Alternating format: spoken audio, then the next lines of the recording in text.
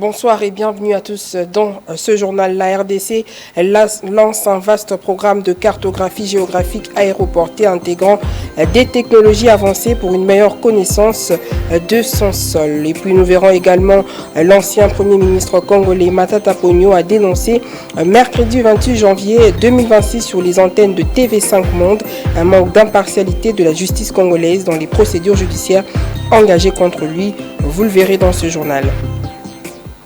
Merci de rester avec nous pour les détails. Le comité de suivi de la paye CSP a rassuré que la paye du mois de janvier est bel et bien engagée. Réuni ce mercredi 28 janvier, l'organe a précisé que le processus de paiement des agents et fonctionnaires de l'État se déroule de manière progressive dans le cadre de l'évaluation des opérations de paye du premier trimestre de l'exercice 2026. Images et commentaires. La paye pour ce mois de janvier est déjà effective. Une assurance qui vient du comité de suivi de la paye, CSP. Cette structure étatique s'est réunie le mercredi 28 janvier afin d'évaluer l'évolution des opérations de paye du premier trimestre de l'exercice 2026. Sur instruction de la hiérarchie, il s'est tenu aujourd'hui, en date du 28, une réunion du comité de suivi de la paye. Une réunion autour de laquelle ont été conviés les FARDC, la police, l'INACOPé et les opérateurs de paie, c'est-à-dire les banques. C'était juste pour évaluer les débuts et constater les débuts de la paie du mois de janvier.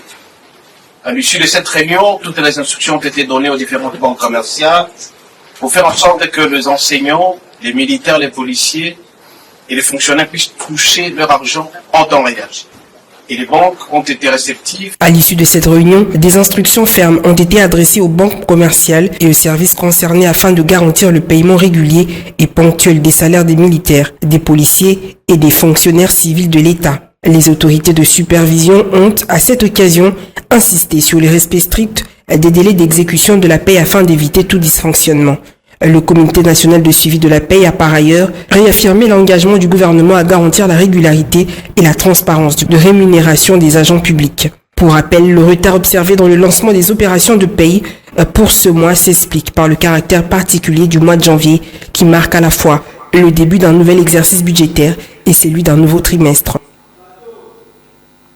Et puis, je l'ai épinglé au sommaire. L'ancien Premier ministre congolais Matata Ponyo a le mercredi 28 janvier 2026 mis en cause l'impartialité de la justice congolaise dans les procédures judiciaires engagées contre lui. Il l'a fait lors d'une intervention dans les antennes de la chaîne internationale TV5 Monde. Reportage. Encore une fois, l'ancien Premier ministre congolais Augustin Matata Ponyo rejette la condamnation prononcée contre lui par la Cour constitutionnelle. Il s'est exprimé le mercredi sur TV5 Monde, affirmant n'avoir pas été jugé conformément à la loi. Il soutient que sa condamnation serait motivée par son refus de collaborer avec le gouvernement du président Félix-Antoine Tshisekedi. D'abord, je dois préciser que, en ce qui me concerne, du point de vue du droit, je n'ai jamais été condamné. Et pourquoi? Parce que la constitution congolaise, sur base de laquelle toute la justice doit être prononcée, recommande à ce que tous les citoyens soient jugés conformément à la loi. Et ça n'a pas été le cas. Et ça n'a pas été le cas. C'est ce que vous dénoncez aujourd'hui, mais pourquoi avoir fui? Non, il faut d'abord comprendre que si quelqu'un n'a pas été jugé, il a le droit de se protéger. Pourquoi est-ce qu'on doit juger quelqu'un en dehors de la loi? Laissez-moi vous dire. Contre quoi? La Constitution, les lois du pays ont été jetées pour uniquement condamner quelqu'un qui a refusé de travailler avec le gouvernement Tshisekedi. Ce dernier, Matata Ponyo, a été reconnu coupable en mai 2025 de détournement de près de 250 millions de dollars destinés au parc agro-industriel de Bukanga-Lonzo. Il a écopé de 10 ans de prison, de 5 ans d'inéligibilité, de la privation du droit de vote, de l'exclusion, de toute libération conditionnelle et de la confiscation de ses biens à hauteur des sommes détournées. Le leader du parti, ce dernier a quitté la République démocratique du Congo avant l'exécution de sa peine, ce qu'il considère comme une instrumentalisation politique de l'appareil judiciaire. C'était là l'intervention de Matata Pogno sur TV5 Monde. Et puis en images, ce jeudi 29 janvier, le ministre des Mines, Louis Watum Kabamba, a procédé à la signature officielle d'un contrat stratégique avec la société Xalibur Multiphysics Group SL, spécialisée dans les technologies avancées de cartographie géophysique. Ce partenariat porte sur la réalisation d'une cartographie géophysique aéroportée et géologique à l'échelle du territoire national, visant à doter la RDC d'une couverture moderne, fiable et à la haute résolution de son sous-sol. Les travaux prévus intégreront d'élevés aéroportés combinant données magnétiques, radiométriques et de télédétection assorties d'une interprétation géologique et géochimique de pointe. Nous verrons des détails toujours dans le journal de KMC TV. D'une info à une autre, Kinshasa accueille le 9e séminaire régional du CHESD consacré aux jeux de protection et de sécurisation du patrimoine naturel et culturel dans la région des Grands Lacs. Ce séminaire régional de 3 jours a été ouvert par le ministre de la Défense nationale et ancien combattant Guy Kalombo Moudianvita le jeudi 29 janvier 2026. On regarde. Sous le thème de la protection et de la sécurisation du patrimoine naturel et culturel, le vice-premier ministre, ministre de la Défense nationale, Guy Kabongo Moudiavinta, a ouvert ce jeudi 29 janvier 2026 le 9e séminaire régional marquant le lancement de la 9e session spéciale. Le directeur général du CSD, le général-major Augustin Mamba, a souligné que ces travaux visent une réflexion scientifique sur les défis sécuritaires dans la région des Grands Lacs. Le VPM de la Défense a, lui, dans sa prise de parole, salué l'alliance entre réflexion académique et stratégie militaire, rappelant que la formation du CSD constitue un engagement au service de la nation. Il a exhorté les participants à l'excellence et au respect strict de la discipline.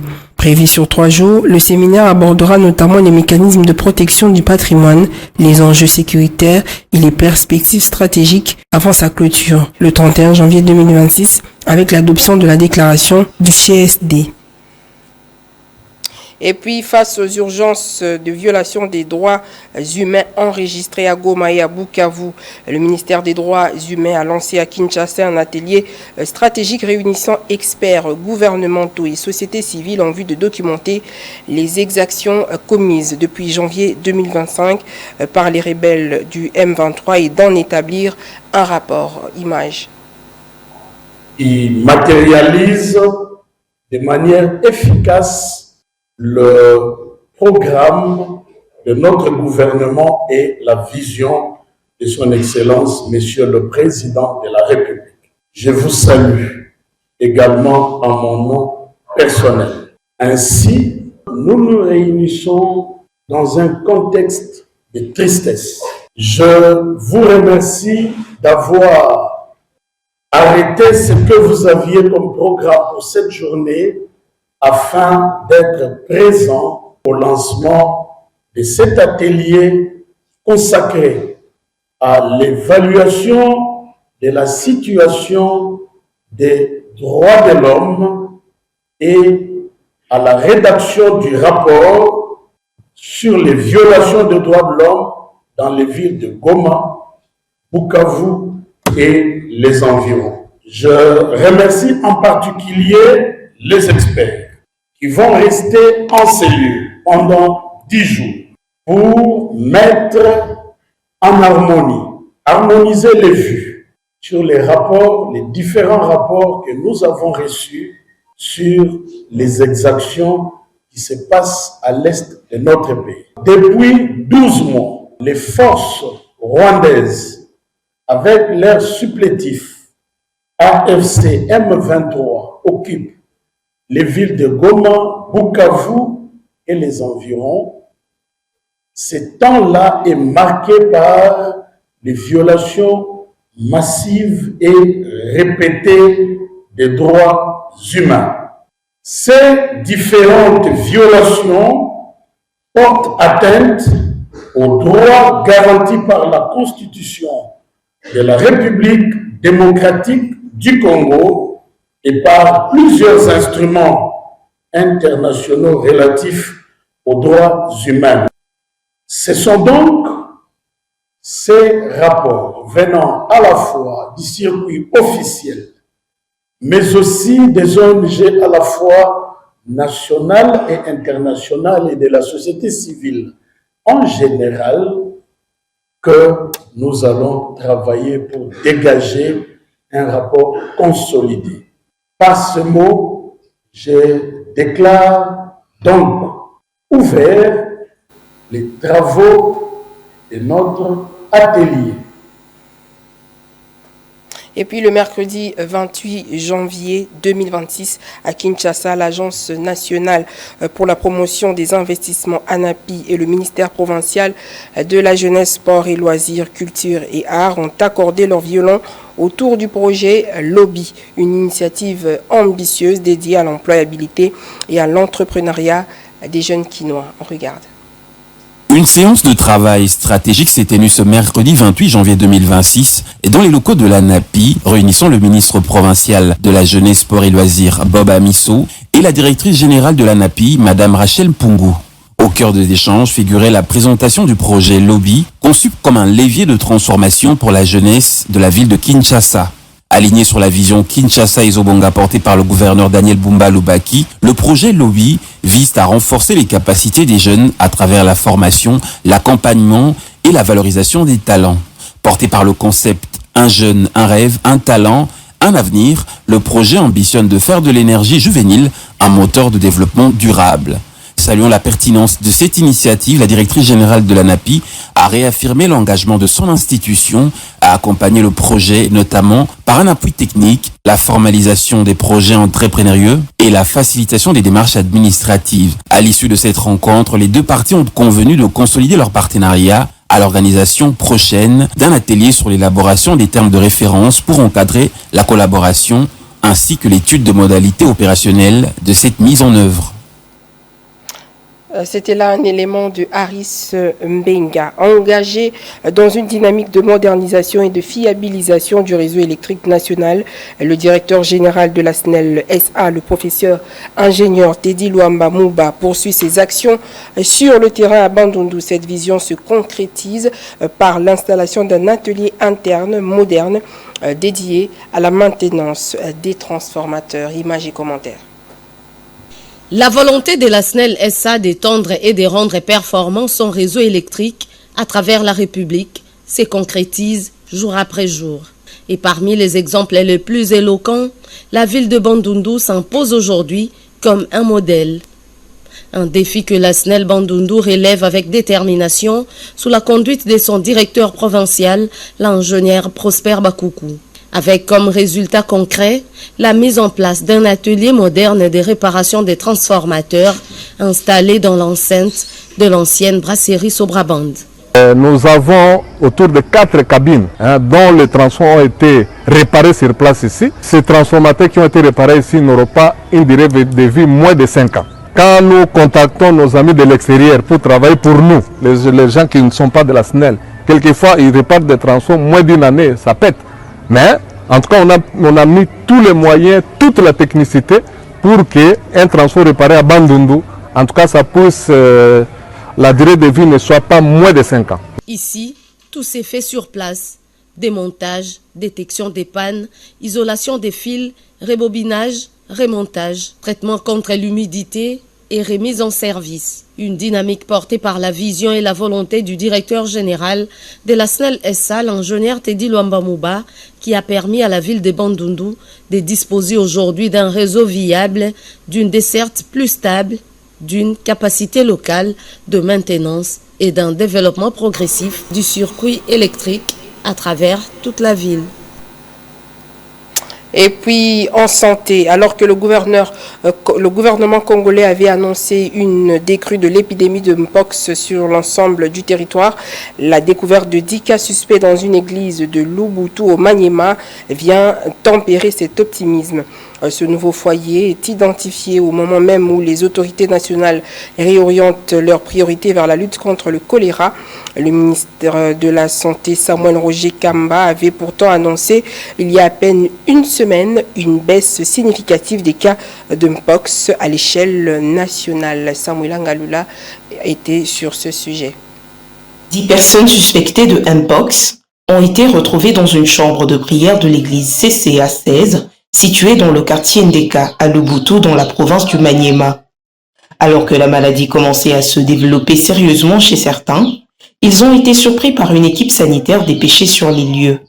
3 d'entre eux, présentant des symptômes compatibles avec le virus, ont été immédiatement transférés à l'hôpital général de référence de Luboutou pour une prise en charge médicale.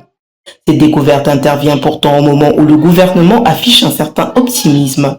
Lors du Conseil des ministres du 23 janvier 2026, le ministre de la Santé, Samuel Roger Kamba, a souligné que la tendance du Mpox était à la baisse sur l'ensemble du territoire national, le nombre de nouveaux cas chutant de 271 à 133.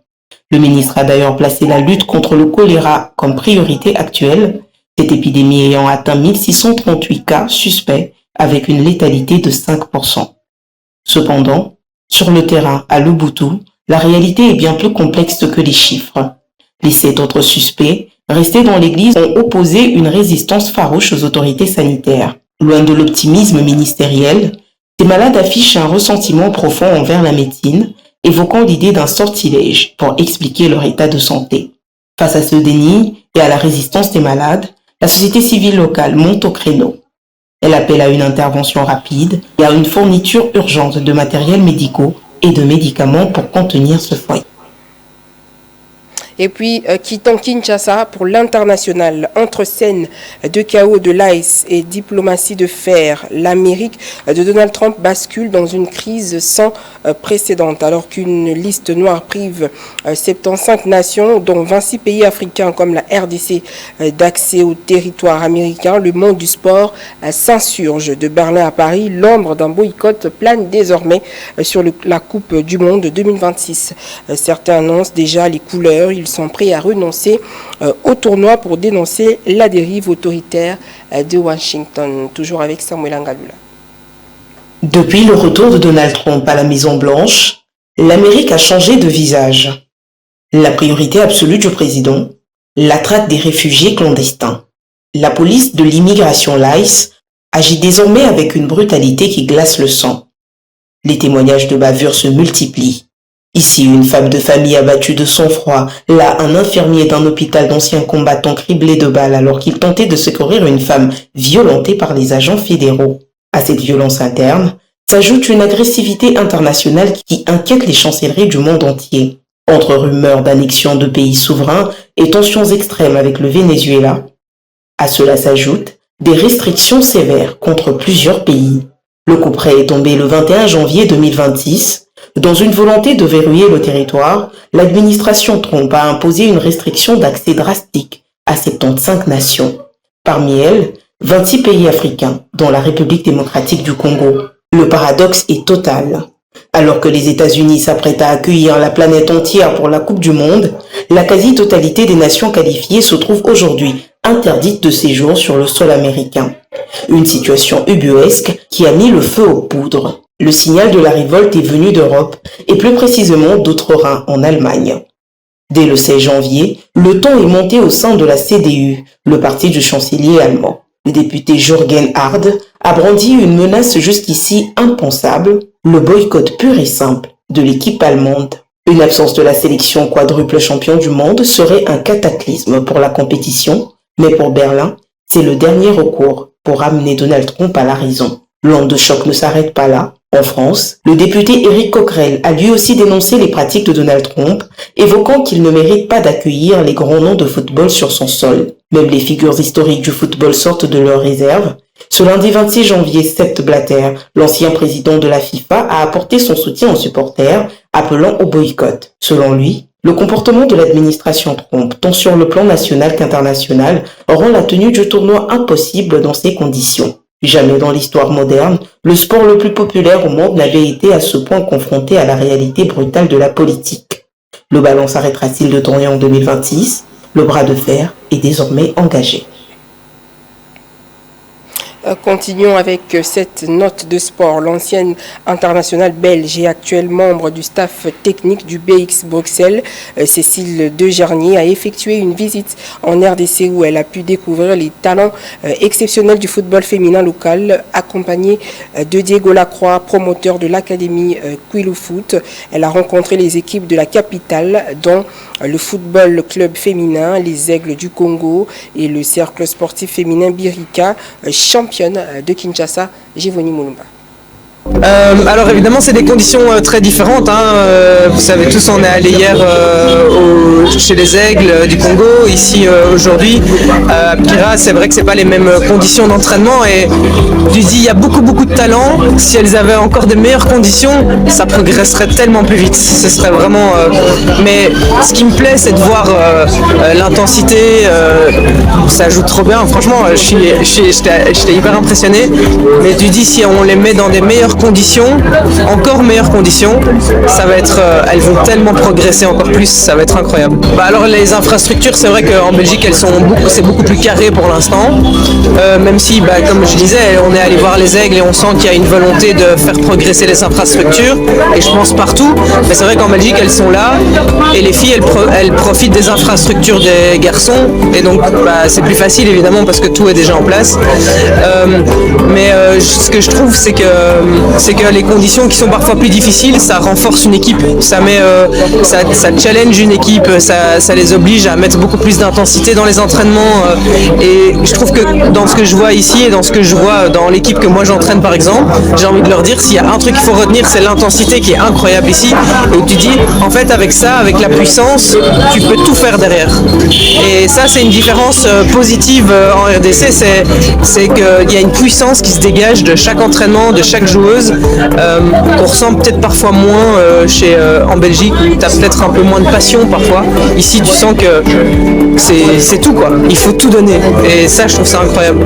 Quand tu as la passion, tu peux tout faire, et ici c'est ce qu'on ressent, je trouve, quand tu viens voir un entraînement, tu sens à quel point le foot c'est leur vie quoi, et je trouve que c'est le plus important. Moi je dis toujours, il faut prendre du plaisir, mais j'ai toujours pris beaucoup de plaisir en travaillant, en m'entraînant, en voulant progresser, et je pense que quand tu es passionné, c'est vers ça qu'il faut aller, et je crois qu'elles le font déjà très bien. Bien que la compétition est finie, avec vous faisons un comeback à la CAN. Le jury disciplinaire de la Confédération africaine de football, le CAF, a rendu ses décisions à la suite des incidents survenus lors de la finale de la Total Energy CAF Coupe d'Afrique des Nations Maroc 2025. Des sanctions ont été infligées à la Fédération sénégalaise de football et à la Fédération royale marocaine de football, ainsi qu'à plusieurs joueurs et officiels pour violation avérée du code disciplinaire de la CAF. Bienvenue Famba. 10 jours après la finale chaotique de la 35e édition de la Coupe d'Afrique des Nations Total Energy Maroc 2025, qui a opposé les Lions de l'Atlas du Maroc et les Lions de la Teranga du Sénégal, le jury disciplinaire de la Confédération africaine de football a rendu public tard dans la nuit du 28 janvier 2026 ces décisions à la suite des événements qui se sont produits lors de cette finale.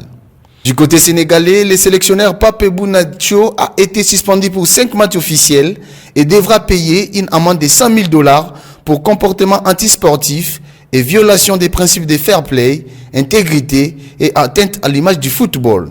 Ismaël Assar et Liman Cheikh Baron Ndiaye ont tous été suspendus pour 2 matchs officiels suite au comportement antisportif envers l'arbitre. Et la Fédération sénégalaise de football payera premièrement une amende de $300,000 pour les comportements inappropriés de ses supporters ayant porté atteinte à l'image du football et une amende supplémentaire de $300,000 pour les comportements antisportifs de ses joueurs et de son encadrement technique en violation des principes de fair play, de loyauté et d'intégrité, et une amende de $15,000 pour faute disciplinaire de l'équipe nationale, 5 joueurs ayant reçu des avertissements. Du côté marocain, le capitaine Ashraf Hakimi est suspendu pour 2 matchs officiels de la CAF, dont un match avec sursis pendant une durée d'1 an à compter de la date de la décision pour comportement antisportif. Ismaël Salbari écope 3 matchs officiels pour comportement antisportif et devra payer une amende de $100,000. La Fédération royale marocaine de football va payer une amende de $200,000 pour les comportements inappropriés des ramasseurs des balles du stade et une amende de 100 000 $ pour le comportement inapproprié des joueurs de l'équipe nationale et de l'encadrement technique ayant envahi la zone d'examen de la VAR et entravé le travail de l'arbitre en violation des articles 82 et 83 du code disciplinaire de la CAF. Aussi, une amende de 15 000 $ pour l'utilisation des lasers par ses supporters lors du match. Ces sanctions visent à détruire les discrédits jetés lors de cette finale au football africain, mais surtout empêcher que de tels comportements ne se répètent dans des différentes compétitions africaines. Et c'est ce qui marque un terme à ce journal. Voici le rappel de l'essentiel de l'actualité. La RDC lance un vaste programme de cartographie géophysique aéroportée intégrant des technologies avancées pour une meilleure connaissance de son sol. Vous l'avez vu dans ce journal. Et puis, l'ancien Premier ministre congolais Matata Ponyo a dénoncé sur les antennes de TV5 Monde un manque d'impartialité de la justice congolaise dans les procédures judiciaires engagées contre lui. Vous l'avez également vu dans ce journal. À demain pour un nouveau journal. Merci de nous avoir suivis. Bonsoir chez vous.